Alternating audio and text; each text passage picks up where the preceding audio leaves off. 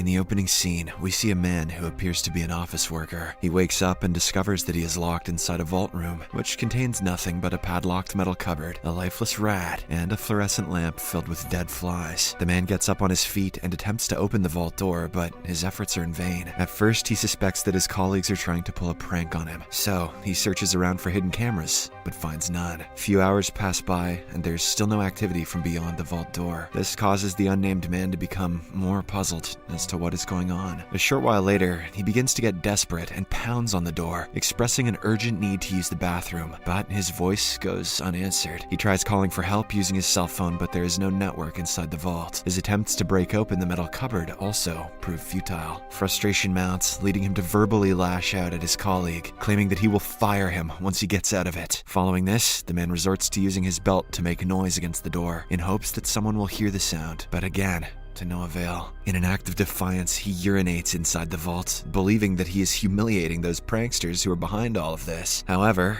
there is still no response, and now he's just standing in his own piss. As the hours pass, exhaustion sets in, and the man becomes weaker due to the absence of food and water. It is the second day. The man, for one more time, checks his cell phone for a network signal, but there is no change. To make matters worse, he accidentally drops his phone while stuffing it into his pocket, causing it to break. At this point, he becomes so thirsty that he decides to do something drastic. He urinates in his leather shoe and drinks it, considering it worse than a light beer. After this, the man begins kicking and punching his surroundings. In the midst of his outburst, he strikes the fluorescent lamp above him and unexpectedly notices a key inside it. Seizing the opportunity, he pulls down the light and retrieves the key, which enables him to open the metal cupboard. Inside, he discovers a collection of tools, notably a blowtorch, a wrench, a hammer, and a chisel. Utilizing these items, the man decides to cut through the vault door. However, his lack of knowledge on how to operate the tool leads him to give up after a few minutes, leaving only a scorched mark on the vault's iron door. Following this, the man attempts to trigger the fire alarm in the ceiling and activate the sprinklers. He is hopeful that he can extract drinkable water from it, but to his disappointment, the alarm is of no use, as even after torching it with fire, nothing happens. This only intensifies his frustration, prompting him to vent his anger on the metal cupboard by knocking it down. However, he soon manages to calm himself down, realizing that he has to save his energy as much as possible because there is nothing to eat. He reassures himself that he is not insane, not dreaming, and is still alive. A few moments later, the man notices a small hole in one of the walls located behind the metal cupboard. With renewed hope, he uses the hammer and chisel to chip away at the wall and create an opening. As he starts breaking through the walls, the oxygen level within the vault room begins to lower. As a result, he proceeds to inhale the oxygen from the cylinder he had discovered earlier. Unfortunately, the concentration of oxygen proves to be too high, causing him to feel lightheaded. He then closes the valve to balance the oxygen like before. At this point, the man becomes extremely fragile due to hunger. Hence, he sets his sights on a deceased mouse that has become a feeding ground for maggots. He then reluctantly consumes the maggots,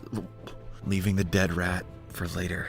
Dude. In the next scene, the man continues his excavation and finally makes a breakthrough. He comes across the steel bars, which he cuts using the blowtorch. Before long, a ray of light penetrates through the hole, giving him renewed hope once again. The man then increases his pace and gradually makes the hole big enough to pass himself through it. However, when he reaches the other side, he becomes distraught to learn that even this room is another vault, just like the one he was previously trapped in. This infuriates him a lot, because all of his efforts have gone in vain. Unlike the first vault, the second room contains a coffin and a lamp adjacent to it. Filled with curiosity, he opens the lid of the coffin, only to find a woman dressed in traditional attire, peacefully sleeping inside. Cautiously, he touches the woman to check if she is dead, but much to his shock, she wakes up. Startled by his presence and the sight of the chisel in his hand, she screams in horror and hastily runs away from him. Despite his attempts to communicate, they find themselves unable to understand each other due to the language barrier. Overwhelmed with fear, the woman escapes to the first vault room, where the man had been staying. The latter doesn't try to chase her, and instead he simply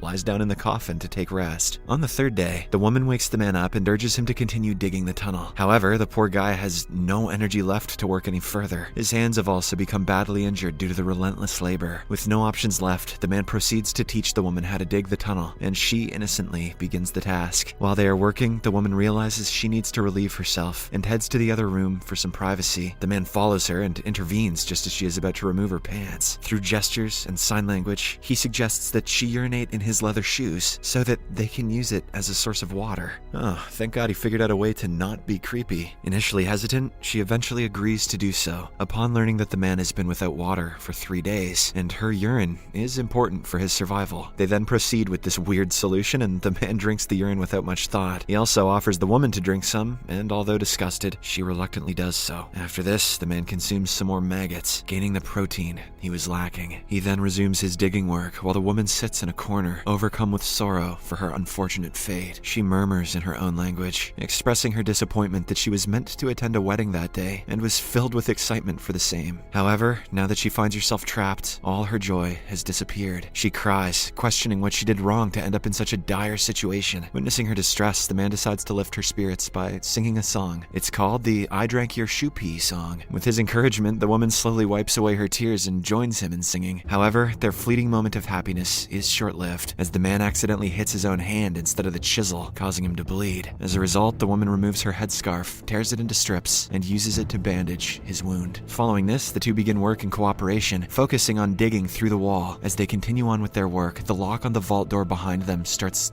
rotating automatically. Seeing this, they immediately rush towards the door in an attempt to open it, but as they approach the door, it becomes locked. This recurring pattern continues, and they consider ignoring it, assuming that someone is toying with them. But after a while, they finally decipher the actual trick on how to open the door. Turns out that as long as they have their backs turned to the vault door, it unlocks on its own. With this revelation, the man devises a plan, and the duo cautiously walks backwards towards it. Surprisingly, the door remains open, and the two are able to access the third room. But, just like the previous instance, they find themselves in yet another vault, but this time it has an empty grave with a tombstone placed at its center. Upon looking around the room, the woman suggests using the same trick of turning their backs on the vault door to open it. The man likes the idea, and so they position themselves with their backs towards the door and start digging the grave further. Unfortunately, their strategy fails to yield the desired outcome this time. By this point, the man is overcome with exhaustion due to prolonged hunger and dehydration. He gradually loses hope and lays down in the grave. Worried, the woman checks on him and realizes that he has a fever due to his weakened state. After a while, the man begins to think that the mastermind behind all of this wants them to turn against each other. He guesses that they will not be able to escape unless one of them is killed, and that the grave in that room symbolizes the fate of one of them. As tensions escalate, the man contemplates killing the woman, but he lacks the courage to carry out such an act. He cries out, expressing his desperation and stating that he can endure consuming dead rats and maggots, but cannot bring himself to take someone's life. By this moment, the man has lost all hope, and he simply wants to pass away peacefully. However, the woman slaps and kicks him, urging him to stay awake. She then somehow manages to carry him out of the grave and allows him to rest for a while. An hour later, the enraged woman starts screaming and banging on the vault doors. She directs her cries towards God, questioning why she has been trapped and what sin she has committed. Overwhelmed by emotions, she breaks down in tears. Even in this critical moment, she feeds her tears to the man as a means of sustaining his life. Shortly after, she holds his hand and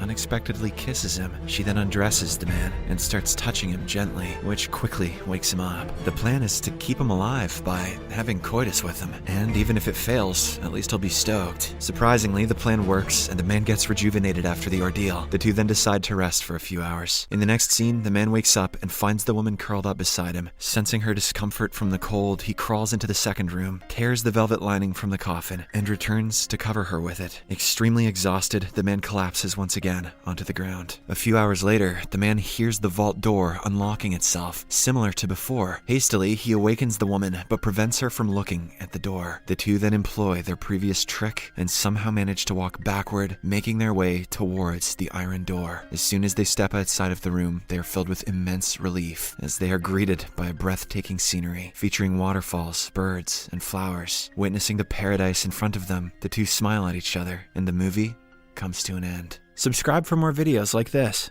turn on notifications, and leave a like to help the channel out. Thank you for